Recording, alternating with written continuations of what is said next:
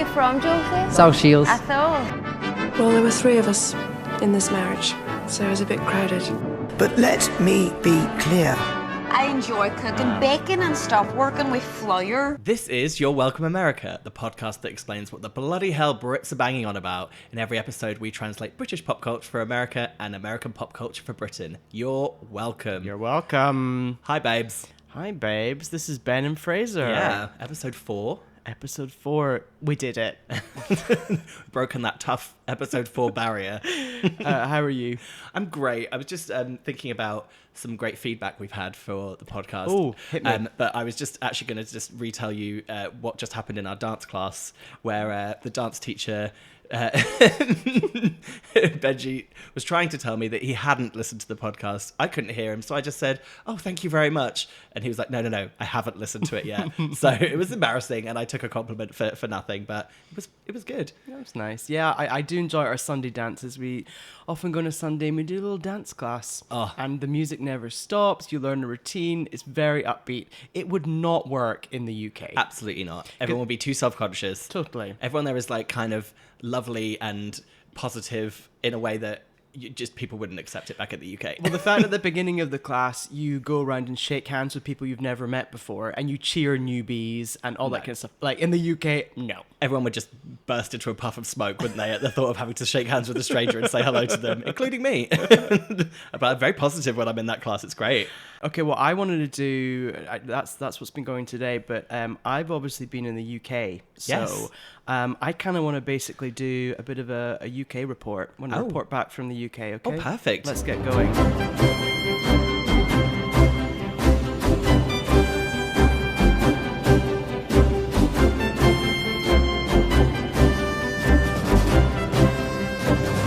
So yeah, I was just in London last week.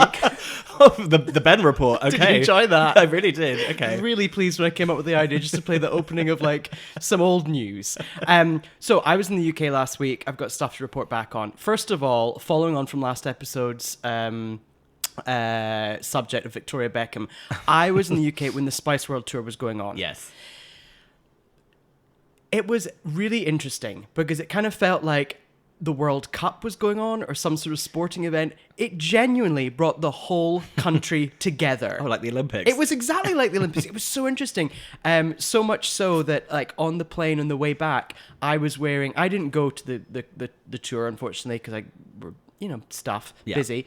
But I bought a Spice World t-shirt. On the plane on the way back, the flight attendant stopped me and was like, "Did you go the other night?" And she started talking to me about it, and we got into a full-on conversation. She was like, "You do know there's a guy like a few rows down. He's also wearing a t-shirt. You should go talk to him." Like, Did you go and talk to him? I didn't. Why not? Because I didn't go. I didn't have anything to... Well, I had everything to say, but I was like, he might be like, "Oh, I love the song Wannabe." And I was like, no. And you've already got a boyfriend, so what's the point? Exactly. So yeah, it genuinely felt like the whole country was coming together, That's nice. which was kind of nice. It reminded me of after the Brexit vote had just happened and they released Absolutely Fabulous, the movie. Right. And everyone was like, "Oh, thank God there's something fun going on." So that's kind of what it felt like it was going on. We do want to say some corrections from the last episode. Jamie in LA said that Victoria Beckham in the London Olympics, she was wearing an outfit from Giles Deacon. Yes. And also we need to talk about the fact that Victoria did not appear No. in any of the London didn't. shows. She didn't even go and watch it. Not a glimmer. Shouldn't take either of our suggestions of turning up. I mean, we gave very strong suggestions. Yeah. At the very least, she should have at least gone and watched it. As we were talking last, she should have gone and watched it, done one photo backstage, and that'd be fine. Because if you go onto last week, if you go onto her Instagram page, it's just Spice Girls fans giving her abuse. Yeah. Like, I do think this is going to turn like the UK public against her. Oh, and also we didn't talk about the Spice Girls Tesco advert, which was iconic. Well, Didn't cover that. And also, what we didn't cover, which I can't believe, was Victoria Beckham coming to America. How did we forget that? It's like the perfect combination of Victoria Beckham and America. So, look, when we go back to do our part two Victoria Beckham expose, we'll add that there. When we do the Spice Girls special. So other things to report back from London. Okay, so I saw some posters when I was in London. We should say both Fraser and I used to live there. Do you remember Club de Fromage? God. Explain Club de Fromage. Club de Fromage was a club night in Angel in London at the O2 Academy or whatever it's called in Angel. And it's like a like a celebration of cheesy music. So it would be like lots of 80s kind of hits and 90s hits that I personally don't ever want to hear again. So we're talking Your Summer of '69. We're talking You're Living on a Prayer. We're talking like Club Tropicana by Wham. Just all of the most obvious releases from the most annoying people. And then the most obvious of people would then go. Yes, to those and you're nights. encouraged to go in like fancy dress costumes. And when I Fancy went, dress, as in like costumes, yeah. like a costume party. Yeah. And then when I went there, there was no rhyme or reason to anyone's costumes. It was just whatever you could wear. So it's like, oh, me and my friend have dressed as Mario and Luigi. Oh, kill me. Yeah. But okay, so you hit the nail on the head. It's kind of like 80s and 90s hits. Yes. Okay, on the Club de Fromage poster now for the current ones, it's Lady Gaga.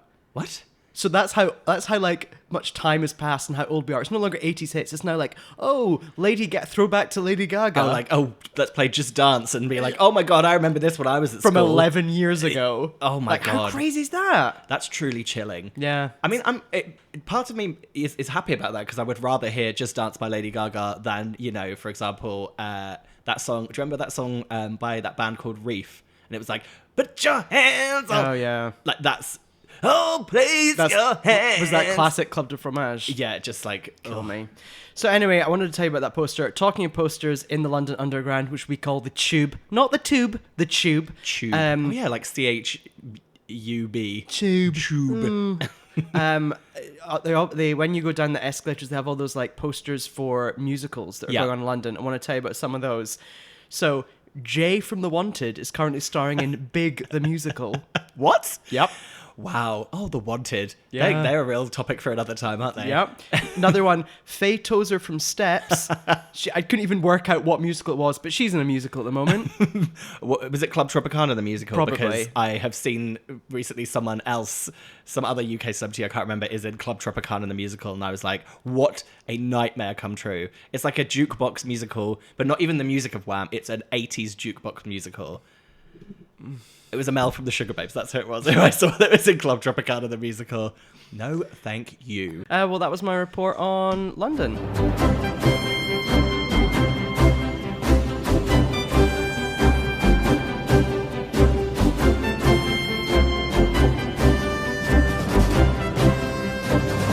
So we should say this is You're Welcome America, and every episode we tackle two topics that are either very British or very American, and we work out the UK or US equivalents. Before we get to that, a couple of other bits of feedback that we've had. Okay. Lindsay in Glasgow, she wants to know, what is the US equivalent of Argos? Ooh. Good one. Ooh, okay. I feel like Argos has a very unique system in place that I personally haven't seen reflected here. An ordering and a collection system that is wildly complicated and also absolutely never works in any of the Argos stores that I used to go to. So the way it used to work is Argos would have a giant catalog that sold had absolutely everything in it. Like it would always have like sunbeds and hi-fis, but also toys, like everything in it. It was very exciting when the catalog came out. Then in later years, you'd go into the store and you flick through the catalog and you'd be like, oh, that toaster's. What's the code for that toaster? You write it down on a slip of paper, and you take it over to a desk, and then they produce that item. Well, the thing that you're missing out is that you get given a number, and you get called to a desk to pick up your item when it's ready. However, at every fucking branch of Argos that I used to go to in London, no one respected the number system. People used to just stand at the counter and wave their ticket at the person, and then all the staff there didn't follow the fucking number system. So they then would just start becoming a first come, first serve, like screaming, like kind of like I imagine like a Moroccan bazaar where people are just screaming at the person behind their stall, being like, "Where's my rug?" Very like that. I think the equivalent. I guess the difference here is that the whole thing about Argos is that they have like a warehouse that they get the items from and bring them to the counter. Whereas here, most of the stores like that are so huge that you just walk around the warehouse and like look at all the stuff. But I guess is it like a big Target? I was going to say Target. But it's the exact same thing where you're instead of picking up the item yourself, you are traipsing around that warehouse with your little trolley, your little cart, and like shoving every item into it because people at Target, they are pushing their carts to the register or pushing their trolleys to the checkout, and they'll have like hundreds of items shoved in there. What about a Costco or a Bed Bath and Beyond? Well, yeah, Costco Maybe Costco? definitely, because it's got that kind of. Although we do cash and carry does exist in the UK. How do you explain to an American what a cash and carry It's Costco. is? That's what you Yeah, just have to yeah. flip it around again. Yeah, just called cash and carry. Thank you for that, Lindsay. We will say if anyone wants any questions, comments, feedback, do get in touch with us. You can abuse us on our Instagram page, which is at You Are Welcome America. Yeah. That's it, isn't it? Yeah. At You Are Welcome America. Please subscribe on Spotify and Apple Podcasts. And if you're on Apple Podcasts, rate and review us as well. Or what you could do, which people shouldn't be doing, is just send out just very personal text messages saying what they're offended by, what we've forgotten.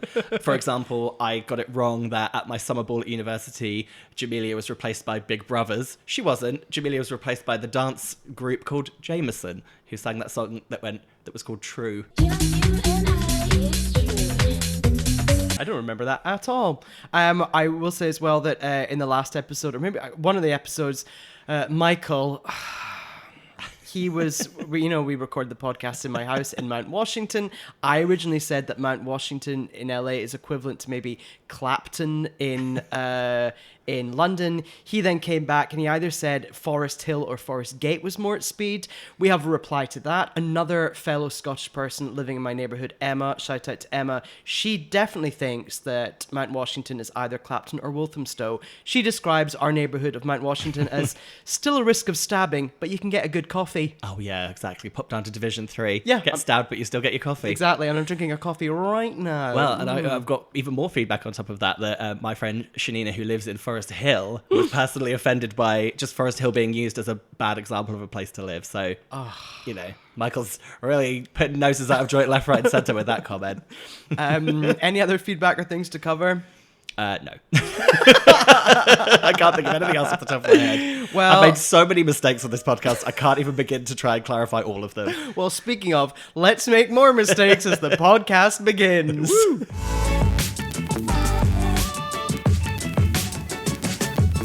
This is Your Welcome America, the podcast that explains what the bloody hell Brits are banging on about. Every week we translate British pop culture for America and American pop culture for Britain. You're welcome. Topic 1 is Benjamin. What's going on? My topic this episode is Palm Springs. Ooh. Do you feel that tropical breeze? I do. I can hear an ice cube little, chinking away in a glass. By a cocktail by the pool. Poolside, lovely. Yeah. Now, I like to always bring up a topic that is vaguely topical. So I tell you what's happening before I properly break down the location and holiday destination of Palm Springs for you. I've got an article here from this week. Taco Bell reveals the first photos of its Palm Springs resort, and they're very on brand. So Taco Bell Resort?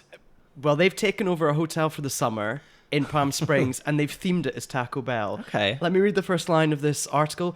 Taco Bell is giving consumers the first peek inside its much-anticipated pop-up hotel in California, and the mood is breezy, but also spicy?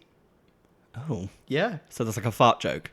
I have no clue. This whole The article spicy breeze of a Taco Bell eater. So they've themed this hotel. It looks absolutely disgusting. Like the pillow on the bed is like a taco. No, it's like a sachet of like hot sauce. Oh, that's actually not far. I was just kidding. It's all like, it's crazy. And this article's on Adweek, which I thought sounded like official, but I don't know. The person writing this may be having a breakdown.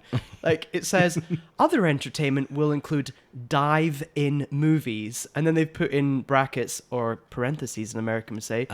Prune skin, anyone? What? No clue. So basically, you can sit in the pool and watch a movie. Oh, I see. I didn't understand what a dive-in movie is. Oh, okay. I don't want to watch a movie in a pool. Yeah. So, Palm Springs, what the hell is it? It's about 106 miles from LA. Yep. How long will it take to drive there from LA? Oh, maybe an hour and 45 minutes. Or maybe 5 hours. Oh, even more. Yeah. It's a time vortex. I love it when people visiting LA are like, oh, how long will it take to drive there? I'm like, how do I answer this question? Yeah. It's like a little quantum kind of time tunnel. You never know. Never know. I have been, it's taken me 5 hours to drive there before. Yes. The day before Thanksgiving. Yeah, I did a 5 hours back from Coachella. Ugh. That was rough. Well, yeah. I mean, here's the thing. Palm Springs is in the desert. It's near Joshua Tree. Yep. It's in or near the Coachella Valley where Coachella Music Festival Yep. takes place. We're not talking about Coachella today. That's Nope. a whole other topic. But I want to talk also, before we even talk about Palm Springs, the journey getting there, the drive into the desert. You drive through places such as Rancho Cucamonga. Yes. You drive past the Morongo Casino. Yes. That giant, tall, glistening skyscraper in the Yep. middle of the desert that is just a big casino. Yep. You then pass Cabazon, Lovely Cabazon. the Cabazon outlets. Yep. The Cabazon outlet where, do you remember we went there once and you guys were all trying on something in a store and someone thought I worked there and she just was handing me items because I was sitting outside the changing room and she just started handing me items from the hangers that she didn't want to try on. But then you just started helping. Yeah, I was like, well, I can pop them on this rack. That's fine. So Cabazon is this giant outlet mall that is just crazy. Whenever you're driving to and from Palm Springs, when you look at like your GPS, there's always just a giant red mark beside Cabazon because it slows down all the traffic, just people driving in and out of Cabazon. So you pass by that. Cabazon, dinosaurs? I was about to say Cabazon's Yeah. dinosaurs, these giant fake dinosaurs beside the outlet mall. Why? I don't know. History. Look it up. You then pass millions of fans. Yep. Electric, like what? Wind turbines. Wind turbines. Loads of this, Electric fans. and then electric fans. And then you finally get to Palm Springs. And what do you do when you get to Palm Springs? Nothing. You do absolutely nothing. People are always like, "Oh, what's there to do in Palm Springs? Oh, what should we do then?" You're like, "No, the point is you go to Palm Yeah. Springs and you do nothing." Yeah, there is stuff to do, Oh yeah. but yes, the vibe is kick back by the pool unless you go in certain months where you try and kick back by the pool and it's like boiling alive on the surface of the sun. Well, absolutely, because the high season is from like October to May. Yep. When it's like all the snowbirds, everyone goes and it's the high season. Then the summer it's just too hot and everyone Yeah. just runs away. Just to give you a little bit of history on it, it goes back a long time. It was Native American land for years, and then people would also come for health benefits because Yeah. there was actual springs there. It was then a giant airfield in World War II. Perfect. What's special about it is there is like a spring, and there's also a giant mountain in the middle of the desert giving you shade. Yeah. That's geography for you, everyone. Also, the way it used to work, before I sort of talk about present day Palm Springs, it was one of those places, because even now it's very easy. We could go for a weekend there. Yeah. If you live in LA, movie stars used to go away there at the weekend because when they had like their studio contracts, they're only like allowed to travel like 150 miles because of insurance. Oh. So it became a place where movie stars would go for like a weekend getaway. And while they were there, the press weren't there, so they used to like fuck around. Ooh. And that's where a lot of gay actors had like gay relationships Yes. secretly. And that is why Palm Springs is still incredibly gay. Old and gay. Old and gay. Old and gay. Somewhere I would love to be old and gay. Oh, is I Palm want to Springs. die there. Just like swanning around in linen. yeah. Like with very like lizardy skin. Yeah. Oh yeah. Just soaking up that dust and sunshine. Yeah. Looking like a Valentino, the designer, just leathered and yeah, lovely. So we should talk about Palm Springs, what we've done there, and what is there to do there in Palm Springs, Fraser? Okay, well, we had a very infamous trip to Palm Springs in 2012. Is it 2012? It sure was. Where we were living in London at the time, and our good friend Michael, who's a real fixture of this podcast, Yeah. who was from LA, and his parents are always kind enough to let us stay in their different kind of holiday homes that they have around California, and we did kind of a little California tour and stayed in Venice, and we went to Lake Arrowhead, but then we really topped it off with a whirlwind visit to Palm Springs. And it was I think it was like end of August. It so was horrific. It was like, Horrific. I remember Michael telling you and me that we weren't allowed to go and lay by the pool because it was too hot, and we were like defiant, and then we both went and we were like, this is horribly uncomfortable. And he is right. I'm just looking up temperature Palm Springs August. Let's see what it says. It says a high of 107 degrees Fahrenheit. What is that? What's that again in Celsius? I couldn't do the conversion. I can't. It's fucking hot. Okay, on that trip we had an infamous night out where we went out and it was boiling hot, so no one was around. We go into a bar, and the bar, they were like, "Oh, tonight if you don't wear pants, translation Trousers. trousers or shorts, if you take them off and check them in, all drinks are half price. Yes. So we're like, well, that's just a good deal. Yeah.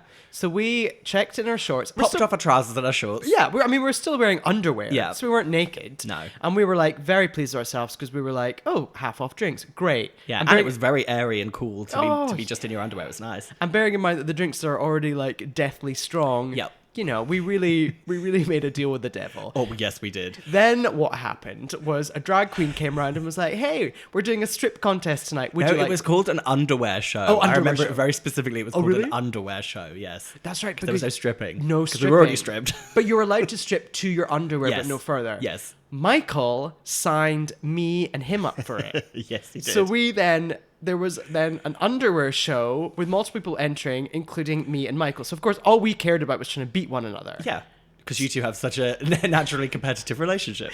So we competed just by strutting. The DJ played some music. We strutted one by one up and down this like runway catwalk. Very, very flimsy, shoddily constructed catwalk in the bar. And then the results were in. Yeah. Me and Michael joint second. We got $25 to split between the two of us. And the person who came first, we still think to this day was a plant. Oh, he was a total ringer. It was like, he was a real, you could tell he like went there, he goes there all the time. Yeah.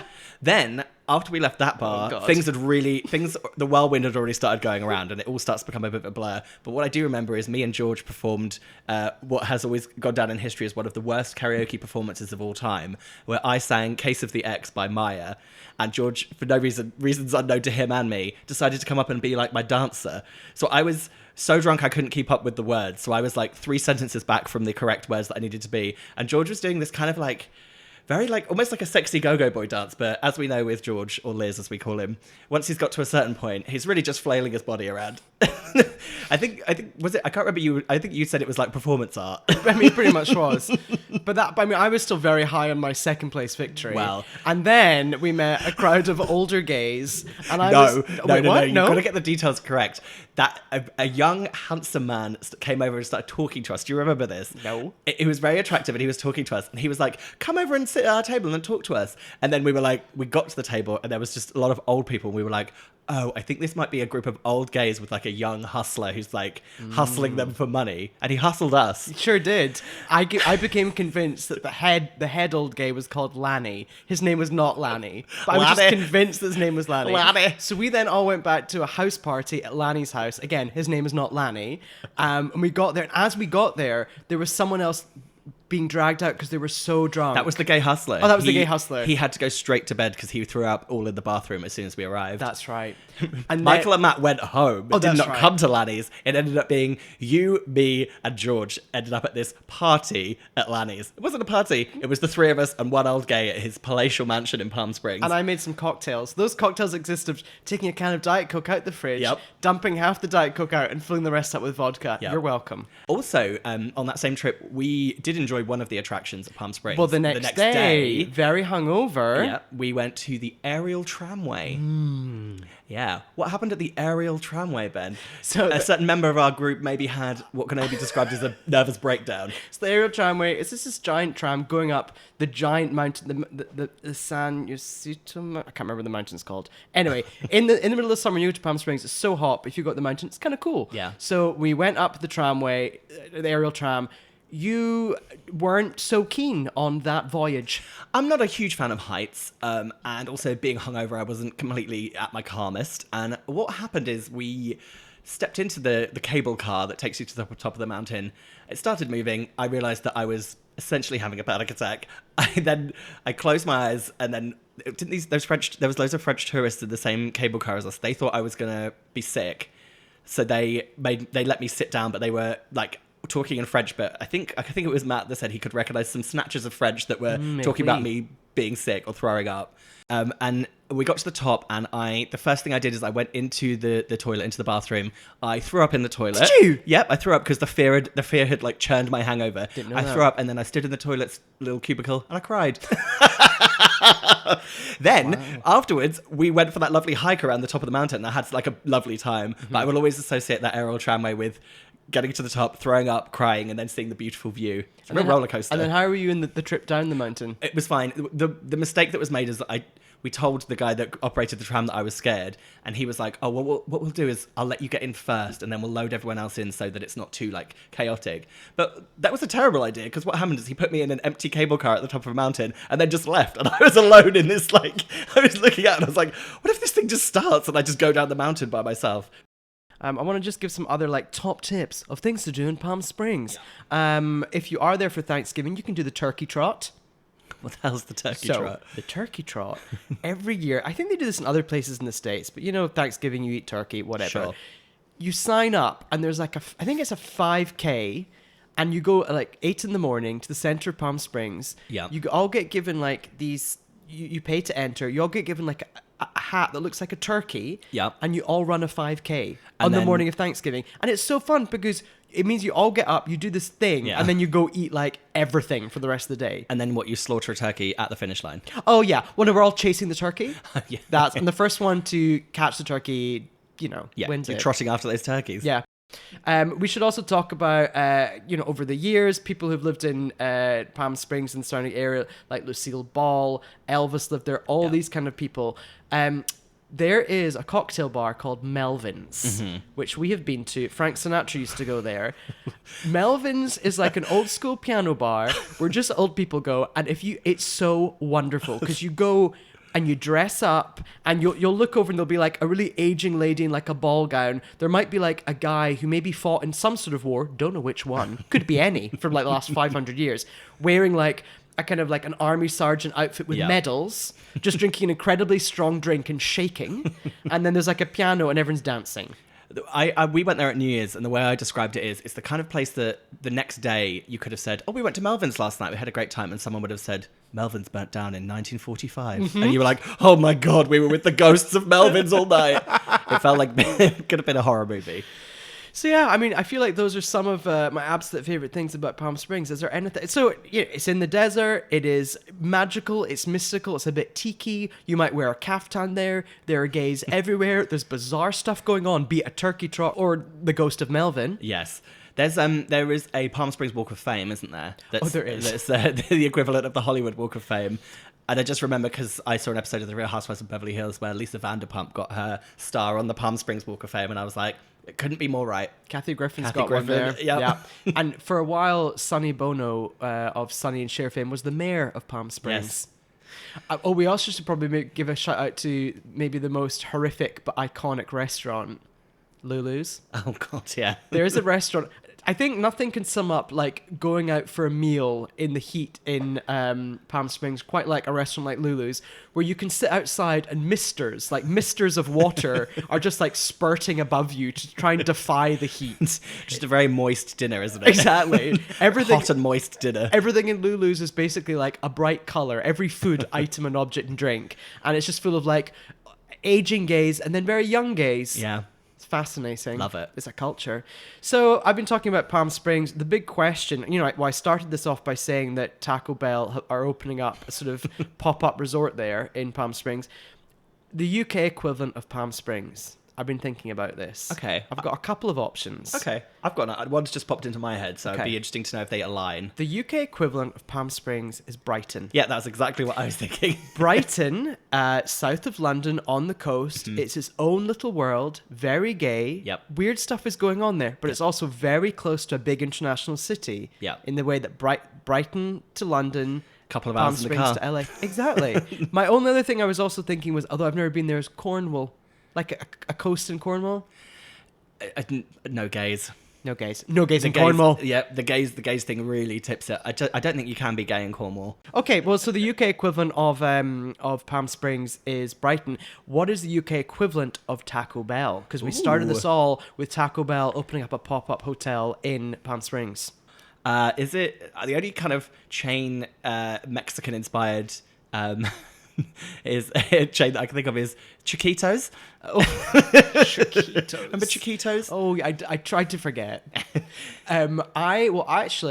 I think that the UK equivalent of Taco Bell is Nando's. Oh. Now, hear me out. In the US, Taco Bell is it's like beloved. Yep. But it's like Taco Bell. Oh, that's really American. You're like, but wait a minute. It's kind of like Tex-Mex. It's Mexican food. Yep. So it's appropriation of another culture and food. Bastardized Mexican food sold across America. Yep. In the same way that in the UK, Nando's is like, oh, Nando's is so British. But you're like, but it's Portuguese. Yeah, you're completely right. So I think the UK equivalent of Taco Bell is Nando's. Nando's, it's a much loved chicken shop in the UK. You might say, oh, having a cheeky Nando's. I mean, I just rolled my eyes at you and then realised this is not a visual medium. So just know that I rolled my eyes at the idea of a Nando's, even though I do like it. Yeah, it's fine. So there we it's go. Fine, aggressively fine. Aggressively fine. The UK equivalent of Palm Springs is Brighton, and the UK equivalent of Taco Bell is Nando's. You're welcome.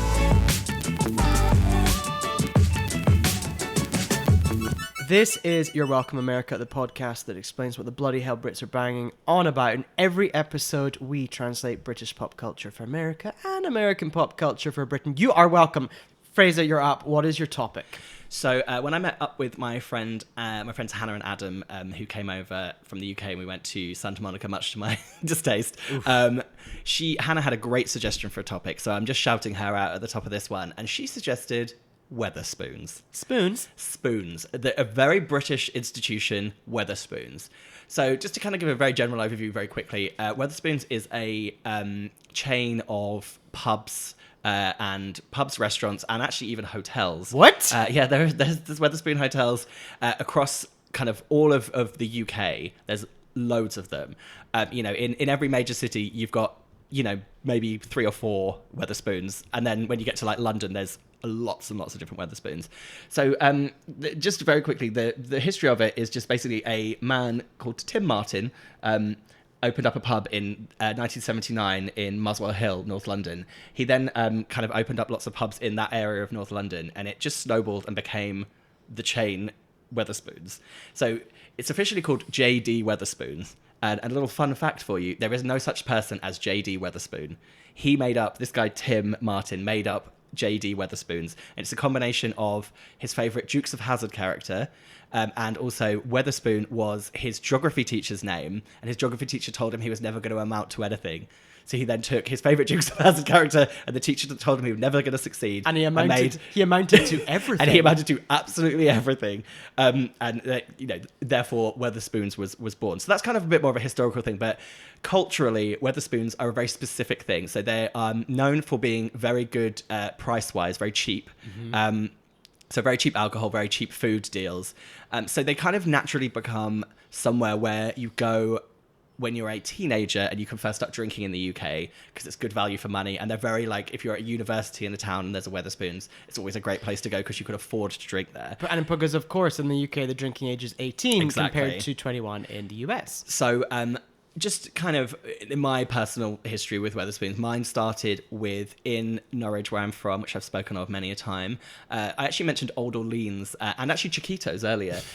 They were all in this kind of complex that got built in the kind of late 90s, I think, called Riverside, which was besides the river. And we had a Wetherspoons, it was actually a different branch of Wetherspoons called a Lloyd's bar.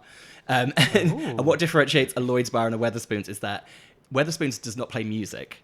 The pubs are silent. But do they do sports? No, they are silent, and that is actually based on. Let me just tell you, this is an interesting fact about Wetherspoons. Hold on. Hang on. I'm sure they'd have like sport events though, like if it's like the football or rugby that they might play it. Yes, probably. But basically what happened is the founder, he read an article by George Orwell who said that the perfect pub would be free from any background music and distractions. So that's why all Wetherspoons are silent. And just looking over to your laptop where you've got this research from, you're on the Sun newspaper website and you're under a headline that says Silent Spoons. And also this article is called 12 Things You Never Knew About Wetherspoons. But then they basically had a different kind of offshoot of this called Lloyd's Bar, and they had music, and it was meant to be a bit more like young and a bit more vibrant. So what we used to do is when we were underage, so when we were kind of 16, 17, me and my friends, what we would do is you could go into Lloyd's in the daytime because it's family friendly. Oh, okay. So on a Saturday night, what we would do is we would go in the daytime. So we'd go in the afternoon and get a soft drink, because you could go in there as teenagers without an accompaniment, get a soft drink. Love it. Then what they would do is, I think maybe like 7 or 8 o'clock, a bouncer would go around and check the ID of anyone in there, who they thought was underage. Or if you tried to go to the bar and order a drink, they would ask for your ID there.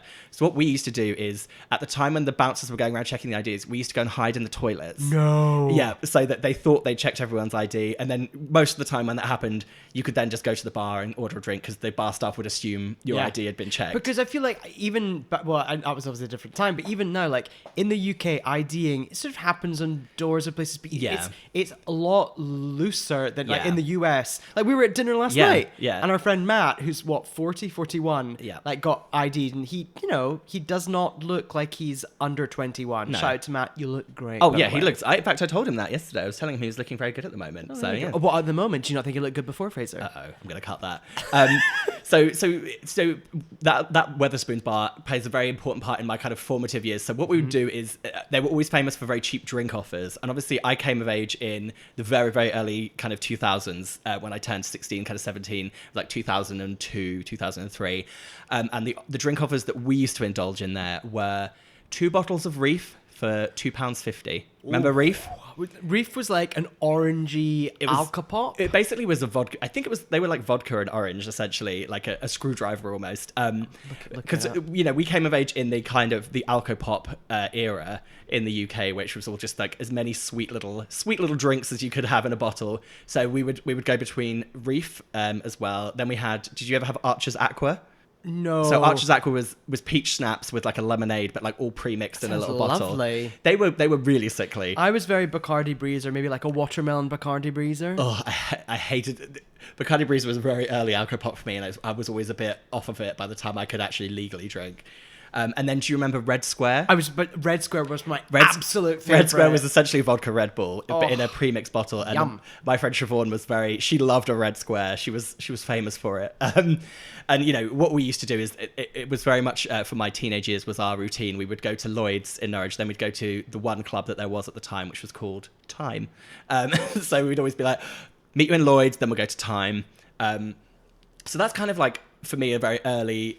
I always associate that Wetherspoons as a great, a lovely start to my kind of drinking life.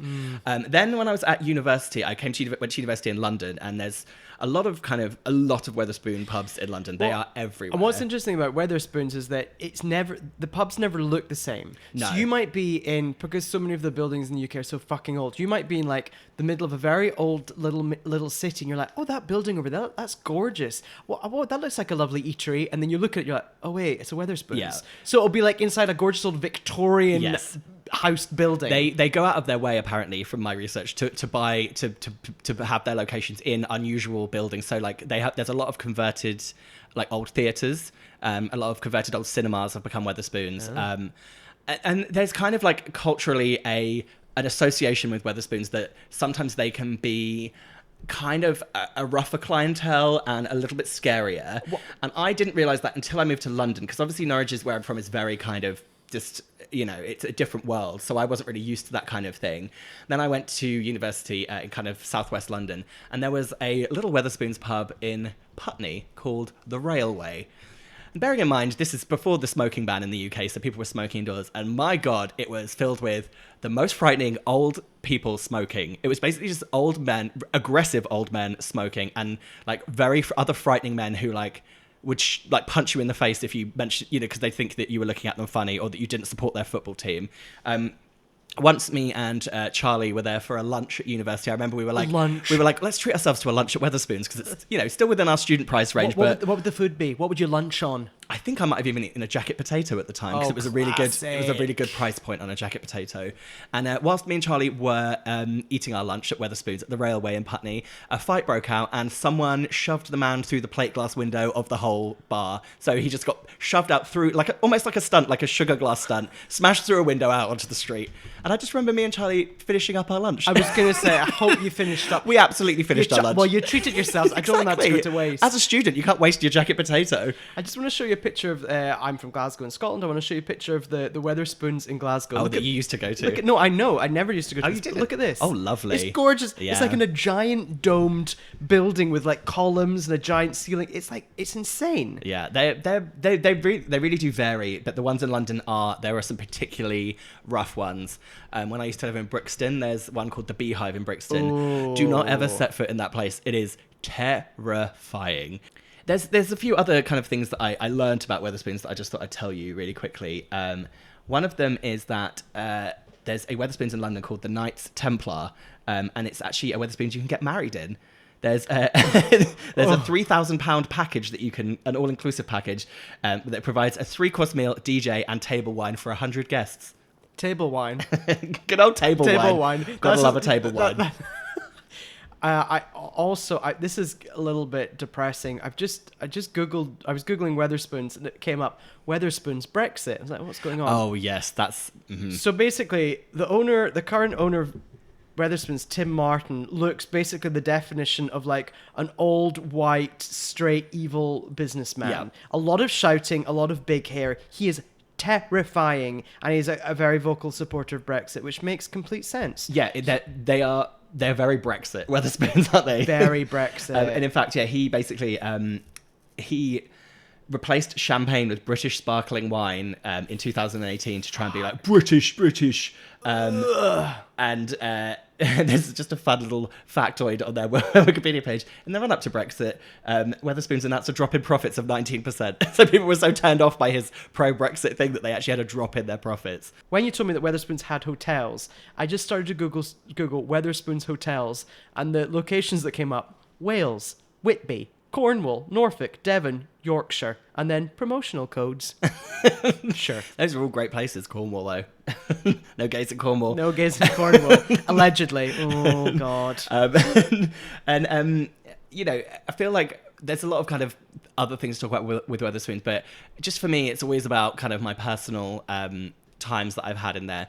So when I was at university, we used to go to nights out in a place called Kingston, which was just outside of London, and there was a Wetherspoons in Kingston called the King's Tun, which I thought was a really fun little pun.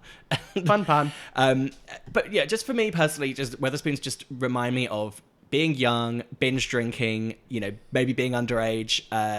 Pictures when we first learning how to drink, we would get a picture of Woo Woo, which was like, do you remember pictures of Woo Woo in Wetherspoons? Oh, what was it? What was a Woo Woo again? I just remember it was blue.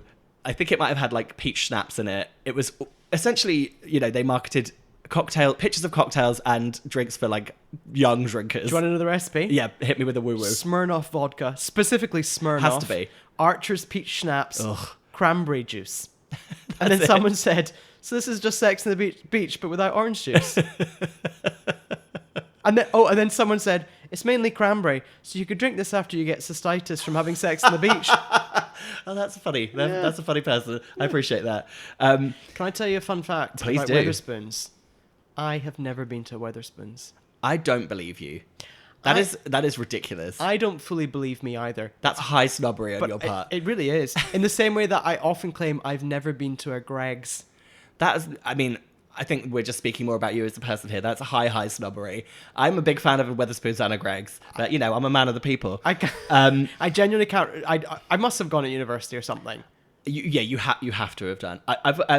I've got kind of a fun article I found in the archives. I googled celebrities at Wetherspoons. Oh yeah. Really couldn't find a lot of information about it, to be honest. There was a lot about Brexit, but I did find an unsubstantiated claim, unproven, not spotted there, that David and Victoria Beckham had been invited to a family meal by his older sister at a Wetherspoons, and it was a Christmas dinner. Never knew if they turned up and never knew if they went to it, but apparently they were meant to be going to this £7.99 Christmas dinner. When was this? This was in 2014. Not long ago enough for them to be going to a Wetherspoons. I was thinking, was this like early years? No. Another article I found. You've just seen the headline for it. Oh God! This is on. Brace yourselves, listeners. This is on Gloucestershire Live, the website of gloucestershirelive.co.uk. Headline is: Poo found in ice at Wetherspoons Harvester and others. Harvester, shout out. Yeah. It's And then back. another great chain, Slug and Lettuce and Hungry Horse are amongst the chains named. Some other great restaurant chains. And this is just it's just another claim from a BBC kind of report that fecal bacteria was found in the ice and soft drinks at lots of different restaurant chains. This was in hold on. This was in 2018, so really strap yourselves in, folks. Yeah, I'll say actually, this article really doesn't go into the detail of why fecal matter was in any of their ice. They just say it was. So if you guys are planning on going to Harvester, really, just brace yourself for drinking some shit. That's actually its tagline. Wetherspoons. Drinking Some shit. Just another fun fact for you. That in 2014, a Wetherspoons opened up in a service station. And it was greatly contested because people were thinking it encourages drink driving. Which it completely Which absolutely 100% does. They also have Wetherspoons in some of the airports in the UK as well. Oh, they have a Wetherspoons in Heathrow, I think. Oh, I think they've got one in Glasgow Airport. Yes, Wetherspoons, Glasgow Airport. Again, once again, listeners, I'm still going down my party line of never been to one. I don't believe that you haven't set foot even in an airport. It's a very good place to get a last minute drink before a flight. I don't really drink in the airport. I might drink in a plane, but not in an airport. But the one in Glasgow is called in Glasgow Airport. The Wetherspoons is called the Sandpiper. Oh yeah, that's the other thing. They all have very specific names. Oh, I've completely forgotten about a very important integral Wetherspoons in my life. There is a Wetherspoons on Tottenham Court Road, so right in the centre of London, called hang on, we need to just pause. Oh no, wait a minute. I might have been to this one. Hang on. The Montague Pike. Okay, that's it. The Montague Pike, which is actually a very handy place to go in central London, which is very expensive in central London. And the Montague Pike is this kind of very infamous venue that, we used to go there when I was at university. We used to go there before going to GAY at the Astoria, because it was right next door to GAY at the Astoria. We were like, pop to the Montague Pike, have some, some drink offers, then we'd hit up GAY at the Astoria. Okay. Those were the fucking days. Listeners, I tell you what. I want to correct myself. I have been to a Wetherspoons, and the only reason I've just googled the Montague Pike, looked at some pictures, it's because I remember living in London and you with your uni mates or whatever, and you were like, and I would come and retrieve you from the Montague Pike to take you to like a better place. Well, that's the story of our friendship, isn't it? But I remember, I honestly have this vivid memory of walking in there being like, fuck me, and then being like, right, Frazer, should we go somewhere fun now? And just like taking you away. So just thinking about the kind of US equivalent, without going into doing too much research, I kind of couldn't really find specific just bar chains. So I kind of thought of a bar and restaurant kind of chain, and I thought of Chili's. Because Chili's is very renowned for, even though it's a restaurant, people go in there to drink at the bar, which I think is very strange. So you think that the US equivalent of Wetherspoons pubs is Chili's? Yes. I think the US equivalent of Wetherspoons pubs is Hooters. Oh my God. Do you think so? Yeah. I think the chain nature of it being kind of a bar goes with Hooters, but good God, the theming of Hooters is not reflected in a Wetherspoons. Perhaps in the clientele of a Wetherspoons, are people with their tits hanging out, but maybe not the staff. Gotta restock. What Yeah, do you know what? That is a tough one, and I'm happy to open that one up to any American listeners who might have an idea of what we're talking about.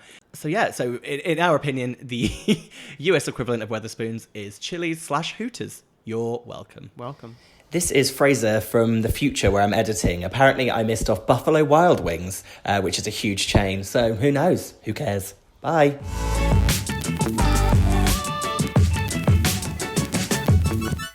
Okay, this is your Welcome America. We always finish every episode by playing a game of Welcome, Not Welcome, yes, where we do a quick fire mention of very British or American things, and we say whether they're welcome or not welcome, i.e. whether we like them or not. Frazer, you go first. Welcome or not welcome, dogs in shops.